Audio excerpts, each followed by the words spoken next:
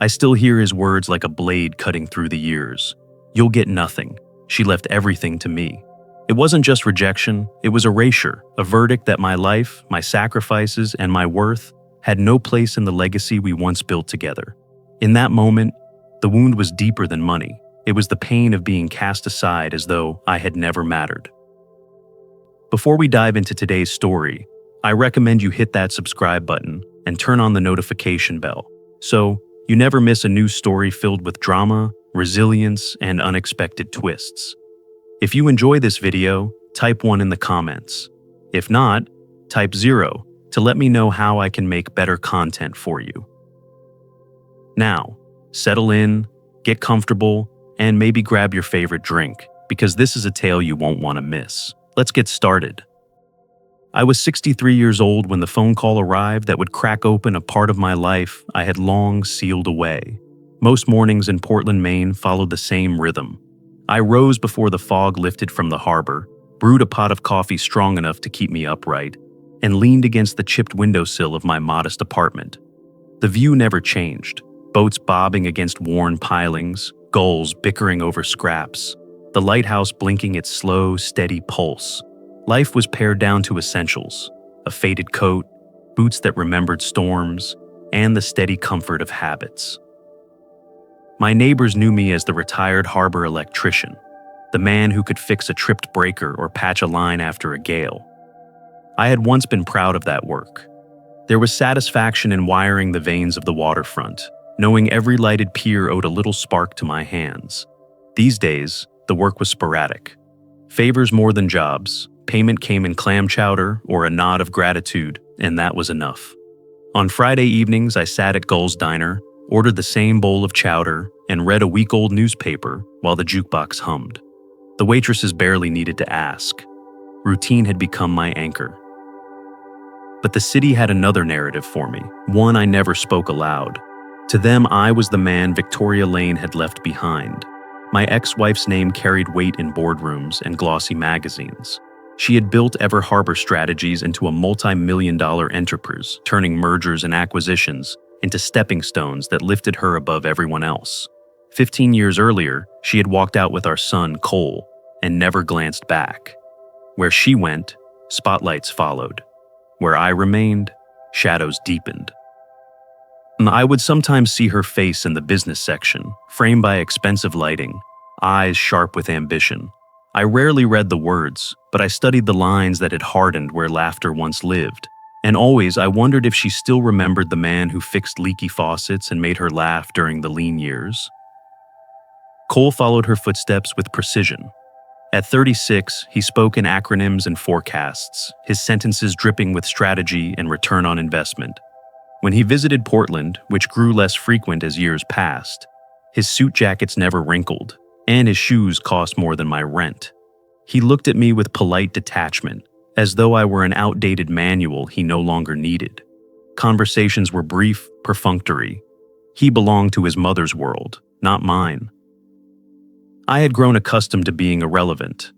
At the diner, whispers trailed behind me. People speculated about Victoria's millions, about Cole's rising profile. I was the ghost of a life she had long outgrown, the forgotten ex who lived in a harbor apartment while she entertained governors. It stung less over time, but the sting never vanished. That May afternoon, as fog pressed against the windows, the phone rang. I almost ignored it. Most calls were wrong numbers or automated reminders I hadn't asked for. But something in the steady insistence made me lift the receiver. A woman's voice, crisp and practiced, introduced herself. Hannah Price, attorney at Price & Walker, LLP. She said she was calling regarding Victoria Lane. The name froze me. "I'm sorry to inform you," she said, "that Mrs. Lane passed away last week." The words cracked through the air like rigging snapping in high wind. For a moment, I could not breathe. Victoria, gone? I pressed the phone tighter, as if the force could make her voice come alive again. But Hannah's tone was professional, unyielding. She continued. The funeral would be held at St. Albans by the Sea, followed by the reading of the will. "Your presence is required," she added. Required. I nearly laughed. What role could I possibly play in her story now? She had written me out years ago, yet the attorney insisted I was named, that my attendance mattered. My hand trembled against the receiver. I wanted to ask what Victoria had left me, if anything at all, but the words lodged in my throat. When the line went silent, I stood in the narrow kitchen, staring at the dull pattern of the linoleum floor. The air smelled of salt and cold coffee. A gull screeched outside, a sound too sharp, too alive. My heart thudded in disbelief. She was gone, and somehow she had remembered me. That night, I pulled my old suit from the back of the closet. The shoulders sagged, the fabric smelled faintly of cedar blocks, but it would have to do. I pressed the shirt until the iron hissed, polished my scuffed shoes, and hung everything neatly for Friday. It felt less like preparing for a funeral than for a storm at sea. I had no illusions of comfort waiting for me. Cole would surely scorn my presence, the mourners would whisper, and I would stand as the relic no one wanted to claim. Still, I knew I had to go. Some doors must be closed in person, even if they slam in your face. I did not expect generosity. I did not expect kindness. I only expected silence, and perhaps, at last, an ending. If you're still watching and feeling the weight of this betrayal, please comment number 1 below to let me know you're with me. The church stood on a rise above the water, its stone walls darkened by years of sea wind and salt. St. Albans by the sea looked more like a fortress than a place of comfort, and that morning it was crowded with people dressed in black tailored suits and somber designer dresses. From the outside, I could have mistaken it for a corporate gathering. Inside, the air was heavy with lilies and incense, though beneath it I could still catch the faint, briny scent of the harbor. The organ groaned through low notes that seemed to rattle the pews. I slipped into the back row, careful to keep my head down. My suit was clean but dated, and the shine on my shoes looked dull compared to the polished leather that gleamed all around me. I had no wish to stand out, but even before I settled, whispers followed me like shadows. I caught fragments. That's him, her ex, the one she left behind. None of them met my eyes. I had learned long ago that people preferred their stories neat. Victoria, the brilliant builder of empires. Me, the man she had outgrown. Before the service began, movement in the aisle drew my attention. Cole was striding down with a face carved from stone. At 36, he was the living echo of his mother, broad-shouldered, confident, the kind of man who entered a room as though it already belonged to him. His gaze locked on me, sharp as a blade. "What are you doing here?" His voice carried farther than he intended, enough that the pews around us hushed. "You don't belong." I straightened slowly, refusing to shrink. "I came to pay my respects," I said. "You lost the right to do that years ago." He leaned closer, his cologne crisp and expensive. "You'll get nothing in her will, you know." Nothing. Gasps and murmurs rose. A few heads turned, hungry for the scene. My chest tightened, but I forced my voice steady. "I'm not here for that." Cole's lips twisted into a humorless smile, then he turned and walked to the front pew, leaving me with the weight of 100 stares. Humiliation was a familiar companion, but in that moment it pressed harder than ever. I folded my hands together and fixed my eyes on the stone floor, determined not to give them the spectacle they wanted. The service began, and if I had hoped for warmth, it was nowhere to be found. The minister spoke at length about Victoria's vision, her drive, the empire she had built from determination and brilliance. Colleagues took turns praising her as a strategist, a pioneer, a relentless leader. Not once did anyone mention her laughter, her small kindnesses, or the way she once used to hum when she cooked. Listening to them, I felt as if they were burying a figurehead, not a woman who had once shared my kitchen table. When the organ swelled again and the final prayer was said, the crowd moved like a tide toward the exit. Cole lingered in the front, receiving condolences with polished grace, while I stayed back, content to slip away unseen. Yet, before I could reach the door, a hand touched my arm. "Mr. Mercer," a calm voice said. I turned to see Hannah Price, the attorney who had called me days earlier. Her face was composed, her tone professional, but firm. "I'll need you to come to my office this afternoon. You and your son both. The reading is scheduled at 4.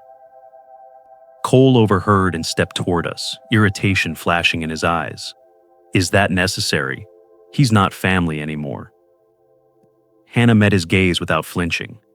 He is named in the will. Legally, his presence is required. For a moment, I thought Cole might argue further, but instead he exhaled sharply through his nose, the way a man does when he doesn't like the rules, but knows he can't bend them. He muttered something under his breath and turned away. Hannah gave me a brief nod, then disappeared into the crowd, leaving me with a pulse quickened not by grief, but by unease. Outside, the sky hung low and gray. I walked slowly toward downtown, past the brick warehouses now converted into coffee shops and offices, past fishermen unloading their morning catch beside shiny sedans. Portland had always been a city balanced between two worlds: the old harbor town I had worked in all my life, and the glossy landscape Victoria had thrived in. Now, somehow, I was caught between them again. I tried to tell myself it was a formality. Perhaps she had left me a trinket, a token gesture. Yet Hannah's insistence, the slight tension in her voice, gnawed at me. It felt less like a routine reading and more like the harbor before a storm surge, air heavy, water restless, gulls circling low. By the time I reached the corner where Price and Walker's office overlooked the harbor, I knew with certainty, whatever waited in that room, it would not be silence. If you're still watching and sensing how fragile trust can be, please comment number 2 below to let me know you're with me. The offices of Price and Walker sat in a restored brick building just off the waterfront, its tall windows polished to a shine and trimmed with ironwork that whispered of another century. Inside, the air smelled faintly of leather and wood polish. A grandfather clock ticked from the corner, each swing of its pendulum deepening the weight already pressing on my chest. This wasn't a place for comfort. It was a place for verdicts. We were led into a conference room paneled in mahogany. The shelves sagged with legal books, diplomas lined the walls, and an antique brass lamp cast a glow over the polished desk. Through the window, I could see masts rocking in the harbor, ropes creaking faintly as though echoing my nerves. Cole sat down first, choosing the chair nearest to Hannah Price, the attorney. He leaned forward like a man about to close a deal, his fingers drumming an impatient rhythm on the tabletop. I took the chair set slightly apart, angled toward the window, where the light made my old suit look even more faded. I felt like an intruder who had wandered into a board meeting he wasn't qualified to attend. Hannah opened a thick file folder stamped with a State of Victoria Lane. She adjusted her glasses, her face calm, her voice deliberate. "We will proceed in order," she said. The first pages contained small bequests, art collections to the Portland Museum, a seaside cottage to a charity, endowments to educational institutions. Cole shifted in his seat, exhaling sharply each time her words did not include his name. His tapping fingers grew louder. Finally, Hannah's voice reached the section he wanted. "To my son, Cole Mercer, I bequeath the sum of $1 million to be dispersed in equal installments over 5 years. I also grant him the right of residence at the Old Port Townhouse for as long as he maintains it as his primary dwelling. This bequest is contingent upon his completion of 2 years of service with a nonprofit organization, to be evaluated by an independent board." Cole's head snapped up. He barked a laugh that had no humor in it. $1 million spread out over 5 years? A townhouse with conditions? That's it? He turned on her with a glare. "You're dancing around what really matters. Tell me about Ever Harbor. Tell me about the company." Hannah's composure didn't waver. "Mr. Mercer, I must read the will in its entirety. The provisions are sequential, and the language is precise." Cole shook his head in disbelief, his jaw tight. "Just say it. Everyone knows it's mine. Stop wasting time." I sat perfectly still, palms sweating against my knees. My heart beat louder than the clock in the corner. I had no idea why I was there. I expected nothing more than a polite mention, perhaps a final dismissal. The room felt like the moments before a storm surge, when the water pulls back and the air grows heavy. Hannah turned another page and read, her tone unchanged but her words detonating in the silence. To my former husband, Alan Mercer, I designate as trustee and beneficial owner of the Testamentary Business Trust, which shall contain 60% of the voting shares of Ever Harbor Strategies. In addition, I transfer $33 million in assets to the Ever Harbor Stewardship Trust, for which he shall serve as trustee. The room froze. For a long moment, even the clock seemed to pause. Cole's chair screeched backward as he leapt to his feet. "What?" His voice cracked with disbelief. "That's impossible. He doesn't deserve this. He abandoned us."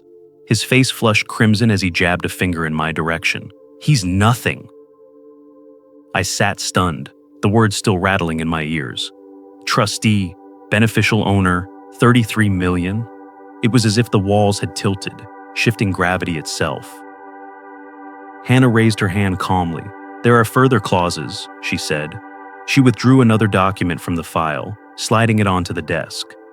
Clause 12B, Operating Agreement of Ever Harbor Strategies, instituted 3 years ago during the review of company finances. It states that if a direct heir is tied to financial misconduct, directly or indirectly, controlling shares transferred to an independent trustee to be named by Mrs. Lane. That trustee is Mr. Mercer. Cole's mouth fell open, then snapped shut with a snarl. "She set me up," he muttered. "She planned this." The air in the room thickened. My pulse thundered. I wanted to speak, to say I hadn't asked for any of this, that I didn't even understand why she would trust me after all these years. But the words stuck fast. Cole's rage filled the space, raw and dangerous. The lawyer's steady gaze swept from him to me. "We will continue," she said firmly. But I knew nothing would ever be the same again. If you're still watching and the pain of being dismissed feels real to you, please comment number 3 below to let me know you're with me. The silence that followed Hannah's words felt heavier than the oak table between us. My pulse throbbed in my ears, drowning out the tick of the grandfather clock in the corner. Cole's face was blotched red, his fists clenched so tight I thought he might split the skin across his knuckles. He began pacing, his shoes striking the polished floor like hammer blows. I sat frozen, unable to match the fury radiating from him, unable even to process the meaning of numbers so enormous they seemed abstract. "This is fraud," Cole hissed. His voice rose until it cracked. "He doesn't deserve this. He must have gotten to her somehow. You expect me to believe my mother left everything, to a washed-up electrician who couldn't keep his own family together?" I flinched at his words, but Hannah did not. She folded her hands calmly atop the folder. "Mr. Mercer, the will was executed 3 months ago. Your mother underwent a full competency evaluation by an independent psychiatrist. Every witness signed under oath. There is no ambiguity. These were her clear and deliberate wishes." Cole laughed, sharp and bitter. "Deliberate?" She was manipulated. He must have whispered in her ear. "You don't understand. My mother built Ever Harbor from nothing. And now you're telling me she handed it over to him?" His finger stabbed toward me as though I were a criminal on trial. I wanted to speak, to defend myself, but shame knotted my throat. Years of being overlooked had trained me into silence, and now, when my voice was most needed, it faltered. I could only manage a rough whisper. "I never asked for this." Cole rounded on me, eyes blazing. "You never asked because you knew you couldn't earn it. You fixed wires, patched circuits, wasted your life at diners while she built an empire. You think the business world will respect you now? They'll laugh the minute you open your mouth. You're a nobody." His words struck like open-handed slaps. My life, distilled into failure, in front of a lawyer's desk. I felt the old shame crawl up my spine, but beneath it pulsed something else. Confusion, disbelief, a tremor of anger. I forced myself to meet his eyes. "Then why would she choose me?" He sneered. "Because she was sick, or tired, or guilt-ridden. Don't flatter yourself." Hannah's voice cut through his tirade, cool and firm. "Enough. The provisions stand. Your mother's decision was based on years of consideration. She named Alan as trustee because, unlike you, he has no interest in personal enrichment. He can steward the trust responsibly." Cole's laugh turned hollow. Responsibly? He doesn't even know how to read a balance sheet. This company will collapse in his hands, and when it does, I'll be there to pick up the pieces. I found my voice at last, though it shook. I have no experience. I can't imagine why she thought I could handle any of this. The words fell flat, a weak defense that satisfied no one, least of all myself. Cole seized on them. See? Even he admits it. This will never stand. He shoved back his chair so violently it scraped across the floor. I'll contest it. I'll take it to court. You won't steal what's mine. He stormed toward the door, fury in every stride. The slam rattled the shelves, leaving behind an echo that clung to the room. For a long moment, the only sound was the creak of the building settling against the harbor wind. Hannah drew a steady breath. Don't let his anger shake you. Victoria anticipated this reaction. She prepared resources for you. The current management team is stable, and she made arrangements to ease the transition. I stared at her, still struggling to breathe. Why me? I muttered. She reached into the folder and pulled out a sealed envelope, thick and weighty, my name written across it in Victoria's hand. She left this for you. Read it when you're ready. My fingers trembled as I took it. The paper felt heavier than stone. I slipped it into my jacket pocket, afraid of what it might reveal, afraid of the responsibility it might confirm. When I finally stepped outside, the harbor wind slapped cold against my face. The sky had darkened, gulls circling in restless arcs above the water. I stood there, the envelope burning against my chest, the lawyer's words echoing in my ears. Cole's scorn lingered too, bitter and sharp. I whispered to the waves, "Why me?" But no answer came, only the crash of surf against the pier, relentless and unyielding. If you're still watching and the silence of being overlooked strikes a chord, please comment number 4 below to let me know you're with me. I thought the storm had passed when Cole slammed the door earlier, but the storm only circled back stronger. Less than an hour later, the office door burst open again. He returned with 2 men in suits trailing behind him, briefcases in hand, their expressions sharp and ready for a fight. Cole carried a stack of papers and slammed them down on the mahogany table so hard the brass lamp trembled. "This is fraud," he barked. "I want it on record. He manipulated her. He preyed on her weakness." His finger jabbed toward me like an accusation carved in stone. The air thickened, charged like a courtroom just before the verdict. I sat stiff in my chair, palms sweating, heart hammering against my ribs. For a moment, I was back in every humiliating moment of my past. The look of disappointment in Victoria's eyes when she outpaced me, the cold dismissal in Cole's voice when he said I didn't matter. But this time I refused to bow my head. Cole paced like a prosecutor before a jury. This man is a failure, a leech, a parasite who clung to my mother's guilt. He couldn't run a lemonade stand, let alone ever harbor strategies. And now you expect us to believe she gave him control of a company worth hundreds of millions? His voice sharpened. I'll take this to court. I'll drag him through every headline until the truth comes out. Hannah Price didn't flinch. She pulled another file from the folder and opened it with quiet precision. "Mr. Mercer," she said evenly, "your mother underwent a full psychiatric competency evaluation before executing this will, signed by Dr. Robert Linton, dated and notarized. There are also affidavits from 3 independent witnesses. There is no question of her capacity. These provisions are airtight." Cole's face darkened. "You're protecting him. You've been in on this all along." That was when something inside me cracked, not from rage but from years of silence. My voice came low, steadier than I expected. I didn't manipulate her. I didn't even see her in the last 15 years. You think I wanted this? I didn't. But she made her choice.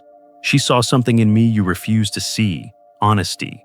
I may have been poor, I may have been ordinary, but I never lied to her. I never used her. I loved her, even when it cost me everything. The room went still. My words hung in the air, raw and trembling. Cole laughed, harsh and hollow. "Love? Don't make me sick. You're trying to wrap your failure in poetry. She built an empire. You changed light bulbs." Hannah's voice cut through his laughter. Victoria anticipated this dispute. That is why she prepared an additional safeguard, a sealed deposition, recorded on video. It is to be played only if her will is challenged. She reached into a locked drawer and withdrew a small flash drive, placing it carefully into a laptop. The screen flickered, and suddenly Victoria's face filled the room. Her hair was swept back neatly, her eyes sharp, her voice steady. "If you are watching this," she began, "it means my decisions are being questioned. I want to be clear. I was of sound mind when I signed my will. I know exactly what I am doing." I gripped the arms of my chair, breath caught in my throat. To see her again, to hear her voice, it was like being pulled backward through years I thought were buried. She continued, her gaze direct. "Cole, my son, I love you. But you are not ready. You have lived in the shadow of wealth without ever learning its weight. Wealth without character destroys. I cannot give you control of what I built, because it would destroy you too." She paused, then her voice softened. "Alan, you were flawed, but you were honest. You cared more for people than profit. That is why I trust you now. My decision is final." The screen went black. Cole stood rigid, his face scarlet. His mouth worked, but no words came for a long moment. When they did, they were ragged with fury. "She betrayed me," he spat. "She chose you over her own son." His hands shook as he gathered the papers he had thrown down. "This isn't over. I'll sue. I'll bury you in court." He stormed out again, the door slamming so hard the glass rattled in its frame. I sat motionless, tears burning my eyes. Seeing her face, hearing her voice, after all the years of silence, shattered me. Vindication and grief tangled together, twisting inside my chest until I could hardly breathe. The office grew quiet again, but the storm wasn't gone. It raged inside me, and I knew it raged inside Cole as well. This was no longer just about inheritance. It was about love denied, trust misplaced, and a son who saw his father as nothing more than a thief of his legacy. I stared at the dark window, the harbor beyond swallowed by fog. The real battle, I realized, had only begun. When the screen went black, the silence in the room was unbearable. I sat there, staring at my own reflection faintly mirrored in the laptop's dark glass. Victoria's voice still echoed in my ears, her words heavier than stone. "Wealth without character destroys." To hear her speak after so many years of absence had cracked something inside me. It wasn't just grief. It was an old ache, mingled with a strange clarity. She had chosen me, despite everything, despite our bitter end. My hands trembled as I pressed them together on the table. I thought of all the nights I had lain awake, wondering if she had ever thought of me, if the years we shared had been erased from her heart. Now I knew they hadn't. That knowledge carried as much weight as the company itself. Hannah waited until the silence had stretched thin. Then she closed the file and looked at me with steady eyes. "Alan," she said softly, "you need to understand where you stand now. You are the legal trustee of Ever Harbor's controlling shares. You hold authority, but you also carry responsibility. And you have two paths before you." She raised two fingers, as though to anchor me in the moment. "First, you accept the trusteeship, step into this role, and honor Victoria's decision. You won't be running the company alone. The executive team is strong. You'll oversee, guide, and ensure the vision she left behind is protected. Second, you renounce the role. The court will appoint a neutral corporate trustee, and you can step away entirely." I swallowed hard, my throat dry. "Renounce it," I muttered. "That sounds like what everyone expects me to do." "Do you want to?" Her tone was calm, not pressing. I leaned back, staring at the ceiling beams. "I fixed docks and shipyard circuits for 30 years. I don't know the language of hedge funds or mergers. Cole was right about that much. People will laugh if I step into boardrooms with executives who've studied strategy their whole lives. They'll say I'm a fraud, even if the law says otherwise." Hannah didn't flinch. Victoria anticipated that too. She left a transition plan. The executive team is loyal and competent. She didn't want a strategist. She wanted a steward, someone who would protect rather than exploit. Her words settled over me like a blanket, but they did not erase the doubts. I thought of Cole's fury, of his words slicing me down to a nobody. I thought of the whispers at the funeral, the sideways glances from strangers who believed I had been the anchor that dragged Victoria down. To accept her trust now, wouldn't that confirm their suspicion that I was feeding on her empire? My hand brushed against the inside pocket of my jacket, where the sealed letter still rested. Its weight was a reminder. She had believed in me when no one else did. Yet my mind still recoiled from the idea of standing at the head of her legacy. Hannah opened another folder, sliding out a sealed envelope stamped with the Ever Harbor crest. She also left this, she said, a letter to the board of directors. In it, she names you not only trustee, but prospective chairman. The board expects to meet you within a week. The words struck like a wave against the pier. Chairman, hundreds of employees, livelihoods, reputations, waiting for me to stand before them. I nearly laughed, bitter and nervous. Chairman of the board. That's madness. Madness, Hannah said, her tone firm but not unkind. Or foresight. She trusted you to hold the line when others might chase power. That's what she wanted. I closed my eyes. Behind them rose every memory of the years I'd been dismissed, the looks of contempt, the loneliness of an apartment filled only with echoes. I saw two paths: slip back into obscurity, safe but empty, or accept a burden that might crush me but would honor the last gift she had given. When I opened my eyes, the fog of doubt had thinned just enough to let a small spark of resolve through. I straightened in my chair, my voice quiet but steady. I'll do it. I'll honor her decision. Even if I stumble, I won't walk away. For the first time that day, Hannah's expression softened. She closed the folder with a decisive snap. That's the answer she expected from you. When I stepped out of the office, the harbor air cut cold against my cheeks, but the fog that had smothered the water all morning was lifting, revealing a sliver of light across the bay. I stood there, the envelope pressing against my chest, knowing fear hadn't left me.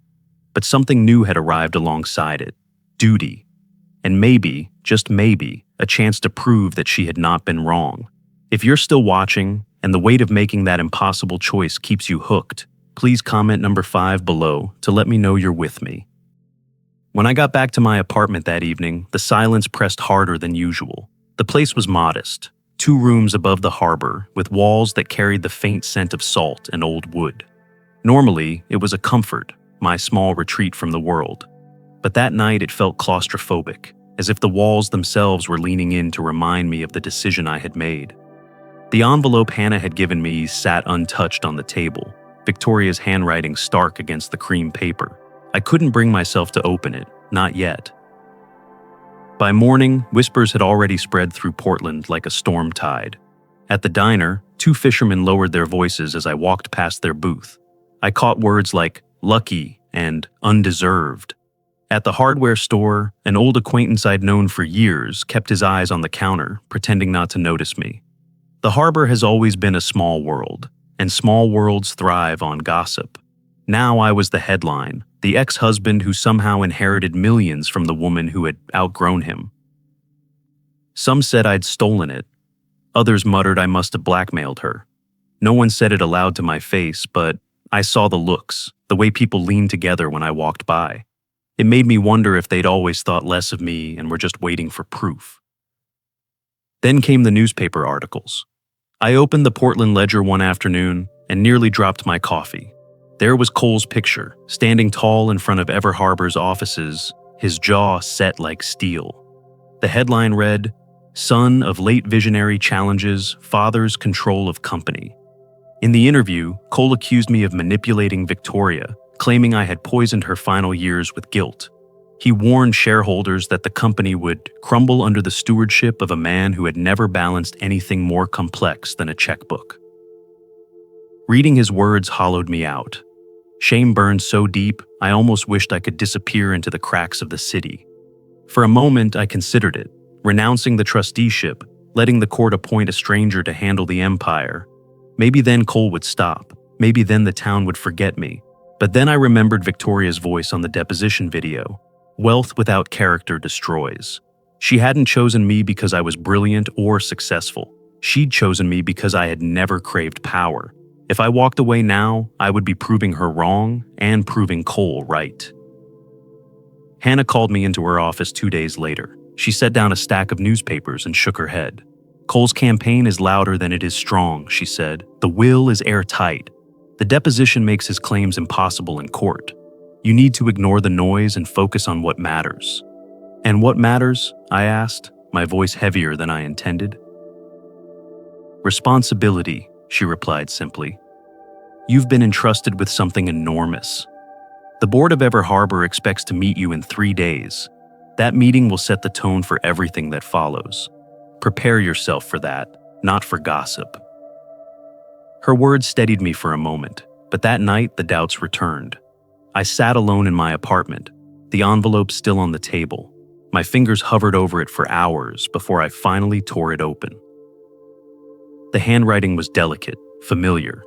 Alan, it began, if you're reading this, I'm gone. I need you to know something. I never said enough. I'm sorry. I'm sorry for the years I let ambition speak louder than love. I'm sorry for making you feel small when all you ever gave was steady devotion. You were the anchor I mistook for a chain. I see that now. Tears blurred the words, but I kept reading. I chose you because you are the one person who will never use this power for yourself. You will doubt, you will falter, but you will not betray. Trust yourself, even when no one else does.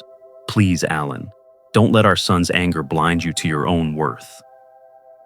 I folded the letter back into its envelope with shaking hands. My chest ached, but for the first time since the funeral, the ache carried strength with it. She had believed in me when the world didn't. I walked to the window and looked out over the harbor lights, glittering faintly on the black water. Cole's anger, the town's whispers, the looming board meeting, all of it waited like storm clouds on the horizon. But I whispered to the glass, as though speaking to her across the years, I won't fail you this time. I woke with Victoria's letter still on the nightstand beside me. The paper creased from where I had clutched it in my sleep. Her words echoed louder than the gulls outside my window. Trust yourself, even when no one else does. I held on to that phrase like a lifeline, because it was the only thing keeping me from collapsing under the weight of doubt. The morning sunlight cut across the floorboards, revealing how worn they had become. I'd lived in this apartment for years without noticing the scuffs, the peeling paint, the sagging blinds. Now, with $33 million and controlling shares of a company suddenly in my name, I noticed every flaw, as though the room itself were telling me I no longer belonged here. Still, I made coffee in my dented pot, sat at the small table, and forced myself to breathe. Ordinary routine steadied me more than any amount of money ever could. Later that day, I met Hannah in her office again. She spread documents across the table, neat rows of charts and summaries. This is the structure of Ever Harbor's leadership, she explained. You're not expected to be an expert in finance or corporate law. What the board needs to see is presence. Authority doesn't always come from jargon, it comes from conviction. I studied the notes she handed me, full of numbers and names. None of it felt familiar, but her voice cut through the fog. Victoria anticipated this. She left a transition plan, and the executives are capable. Your role isn't to outthink them. It's to make sure the company isn't corrupted by greed. I nodded, though unease prickled at me. Later at home, I tried to rehearse. I stood before the mirror, practicing introductions. My name is Alan Mercer, and My voice cracked. The man in the reflection looked like a dock worker dressed up for someone else's funeral. I stumbled over phrases, imagining polished board members laughing at my plain words. Every attempt collapsed into silence. The next afternoon, I walked down to the harbor for air. At the diner, I slipped inside for coffee. Heads turned, then quickly turned away again. I braced myself for the sting of whispers, but then a voice came from a booth near the window. Alan. It was Mark, a man I'd worked alongside years ago at the shipyard. His hands were still rough, his face weathered from salt and wind. He gave me a small nod. Don't let them tell you you're nothing. You kept this town's lights on for decades. People forget that when they're chasing headlines. The words weren't elaborate, but they landed deep. For the first time in days, I felt seen for something other than scandal. I thanked him quietly and walked back out, carrying that small ember of encouragement in my chest. But shadows lingered. By evening, news reached me that Cole was rallying minority shareholders, promising to challenge me at the upcoming board meeting. He called me unfit, claimed Ever Harbor would collapse under my control. The idea of facing not just my son, but a room full of strangers who already doubted me twisted my stomach into knots. That night, Hannah met with me again. She leaned forward across the desk. "Don't try to sound like them," she said firmly. "If you fake it, they'll see through you. Speak plainly, speak honestly, position yourself as a caretaker, not a competitor. That's the strength that Victoria trusted." Her words reminded me of something I'd forgotten. I wasn't fighting to prove I was cleverer than Cole. I was fighting to honor Victoria's last act of faith. When I returned to my apartment, the harbor was shrouded in night. I stood by the window, Victoria's letter open once more. Her handwriting curved steady across the page, every word a reminder that she had chosen me for who I was, not who the world wanted me to be. I pressed the letter to my chest and whispered, "I'll face them. I'll speak the truth." Before dawn, I slipped the letter into my pocket. The harbor air was cold as I walked along the pier, gulls rising into the sky. The tide was shifting, pulling out to sea. I was still afraid, but fear no longer held me frozen. I had a direction, and in 3 days, I would step into a room that could tear me apart. But I would not walk away. If you're still watching and the struggle to find a way forward stirs something in you, please comment number 6 below to let me know you're with me. The morning of the board meeting dawned gray and sharp, the harbor mist clinging to the glass towers downtown. Ever Harbor's headquarters rose above the waterline like a fortress of steel and ambition, its windows gleaming in the pale light. As I walked through the revolving doors, every step echoed with a weight I had never carried before. My jacket felt heavy with the envelope of Victoria's letter tucked in the pocket, the words inside still whispering courage. Trust yourself, even when no one else does. The lobby was filled with polished shoes, briefcases, and quick glances that told me I was already judged. Men and women in sharp suits moved with the confidence of those who belonged, while I adjusted my tie and reminded myself to breathe. Hannah met me near the elevators, her presence steady. "Remember," she whispered, "you don't need to impress them. You just need to speak the truth." The boardroom sat at the top floor, an expanse of polished wood and glass overlooking the restless Atlantic. 12 directors were seated around the table, their expressions a mixture of curiosity and skepticism. At the far end sat Cole, flanked by 2 minority shareholders he had rallied to his side. His smirk cut across the room the moment he saw me. "Well," he said loud enough for everyone to hear, "looks like the janitor's here to run the shipyard." Laughter flickered from 1 or 2 corners, quickly hushed, but the sting landed hard. I gripped the back of my chair, forcing myself not to respond. Hannah opened the session, outlining the legal framework of the will. When it came time for me to speak, all eyes turned. My mouth went dry. The words I had practiced crumbled in my throat. "My name is Alan Mercer," I began, my voice catching. I'm not a businessman." A ripple moved across the room, confirming every doubt I feared. But then I felt the letter pressing against my chest, and I steadied myself. "What I am," I continued, firmer this time, "is a man who knows what it means to keep the lights on. For 30 years, I worked in the shipyards and on the docks, making sure families could go home to warm houses, safe streets, and steady power. I don't have an MBA, but I know the value of service. Victoria trusted me not to chase profit, but to protect what she built.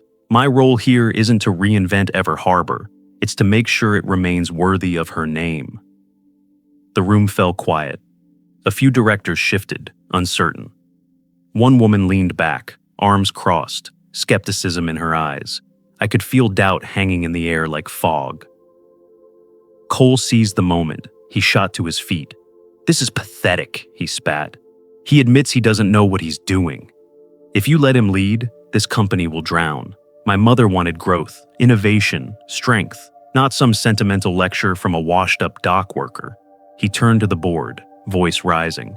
"You all know I'm right. He's unfit. You'd be risking everything we've built." Before the murmurs could swell, Hannah rose calmly. She placed a sealed letter on the table. "Victoria anticipated this too," she said. "She left explicit instructions to be shared with the board in this very situation." She broke the seal and began to read. The room seemed to lean closer as Victoria's words filled the air. She named me directly, stating I was to be trustee and provisional chairman. She spoke of humility, of stewardship, of her belief that integrity mattered more than ambition. "Alan may not speak your language of markets and mergers," she wrote, "but he understands the language of responsibility. That is why I trust him." The silence afterward was deeper than any I had known. Cole's face burned crimson. "She was wrong," he snapped, but his voice wavered. His outburst had turned desperate, exposing cracks in his polished veneer. "This company will collapse under him."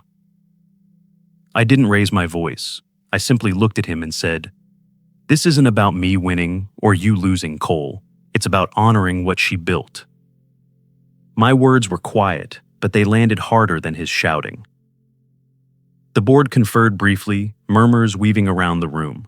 Finally, the chairman of the audit committee spoke. "We will honor the will."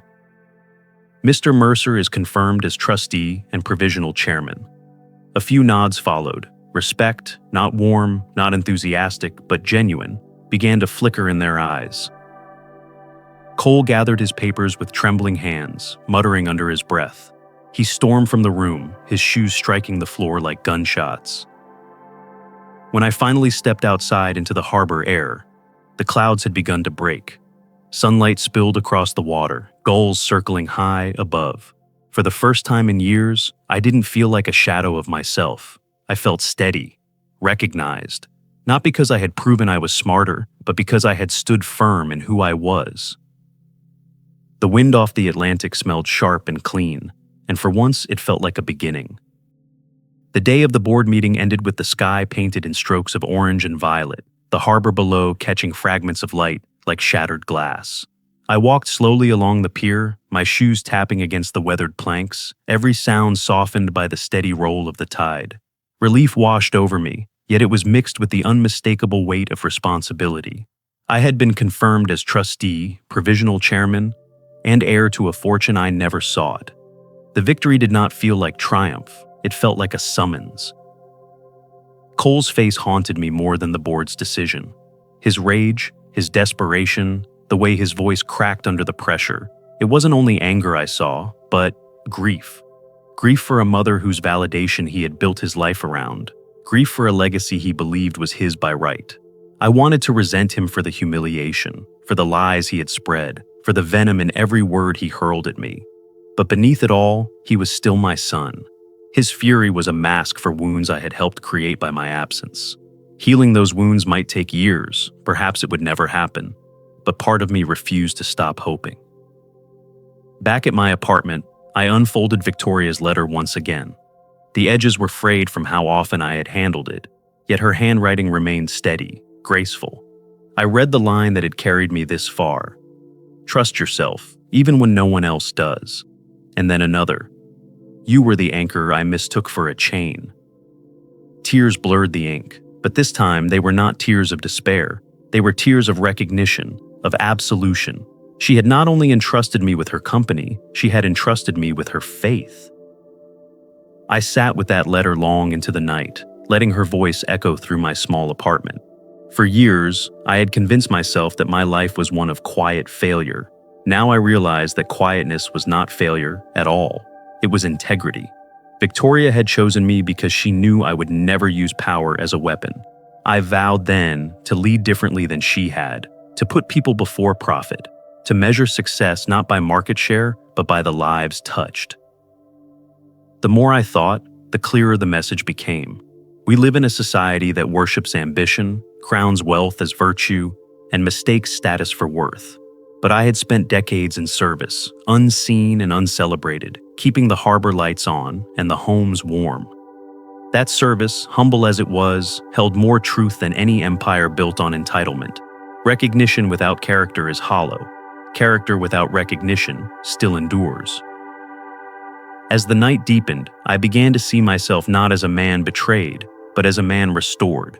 Victoria's will had not been an act of revenge, it had been an act of redemption. She gave me a second chance, not to prove myself to her or even to Cole, but to prove that legacy is more than fortune. Legacy is the echo of how we live, the memory of kindness, the strength of integrity. I stepped once more to the window, watching the tide pull against the pilings. The harbor lights shimmered like constellations, scattered across the water. Somewhere beyond those lights, Cole carried his anger like an anchor. Somewhere beyond the years, Victoria's spirit lingered, urging me to stand tall. Life will test us through betrayal, loss, and the judgment of others. But within those trials lies the chance to rise, not with vengeance, but with dignity. Money fades, buildings crumble, names etched in stone wear away, but character, that endures. As the last light of dusk yielded to the stars, I whispered into the harbor air, not to Cole, not even to Victoria, but to myself. This is not the end. This is the beginning. And for the first time in many years, I believed it. In the end, every story of loss, betrayal, or redemption is not about wealth or power, but about the truths hidden beneath them. Life has a way of stripping away the illusions we build around success and forcing us to confront the foundations of who we are. Fortune may dazzle for a time, and ambition may carve monuments in glass and steel, but neither can withstand the erosion of time without the bedrock of integrity. What remains when the applause fades and the trophies tarnish is the measure of one's character, the quiet strength of honesty, the unshakable dignity of service, and the courage to hold fast to principles when the world demands compromise. There is a profound lesson in discovering that legacy is not written in balance sheets or in the size of estates. Legacy is etched in the memories of how one lived, in the respect earned not by domination, but by kindness, not by taking, but by giving. The pursuit of wealth may fill coffers, but only the pursuit of virtue fills hearts. It is easy to confuse being needed with being valued, and to confuse being followed with being respected. But the true test of a life well lived is whether its influence endures when the power to command is gone. Betrayal and judgment are inevitable companions on the road of life. People will misunderstand, envy, or diminish what they cannot control. But the storms of disapproval only reveal the strength of our anchor. When stripped of titles and possessions, the one thing no one can take is the truth of who we are. To stand in that truth, even when scorned or dismissed, is to claim a victory greater than any fortune could buy. The weight of responsibility often comes disguised as a burden, but it is in carrying that weight that one finds purpose. To be entrusted with something greater than oneself is both humbling and liberating, for it forces a choice, to collapse under doubt or to rise with resolve. Rising does not mean conquering others, it means conquering the fear within. In facing responsibility with honesty, one discovers that strength is not the absence of weakness, but the decision to keep moving despite it. Life rarely offers second chances, yet when they come, they carry with them a profound truth. That redemption is not about erasing the past, but about transforming its meaning. Pain and regret can either harden the heart or deepen it. Choosing depth over bitterness turns wounds into wisdom and regrets into resolve. And when that choice is made, even grief becomes a teacher, reminding us that love, though imperfect, is never wasted. As the tide of life rises and falls, fortunes will be won and lost, reputations will rise and crumble, and power will shift from hand to hand. But the essence of a life endures not in the fleeting applause of crowds, but in the quiet respect of conscience. The truest wealth is found not in numbers on a page, but in the ability to walk forward unafraid, knowing that one has lived honestly, loved deeply, and stood firmly for what is right. Wealth fades, buildings crumble, names are forgotten, but character endures, echoing long after the voices of the world have gone silent. And in that echo lies the only legacy worth carrying forward. These turning points remind us that setting boundaries and valuing ourselves is not just an act of courage, it's the foundation of living with dignity. Now, I'd love to hear from you. What's one lesson from this story that you feel connected to, and how will you apply it in your own life? Let's grow together by sharing our thoughts. If this story resonated with you, drop a 1 in the comments. If not, feel free to leave a 0. Your feedback helps us improve. And don't forget to like, share, and subscribe for more stories that touch the heart and spark reflection. Thank you for watching, and here's to living life with strength, honesty, and authenticity.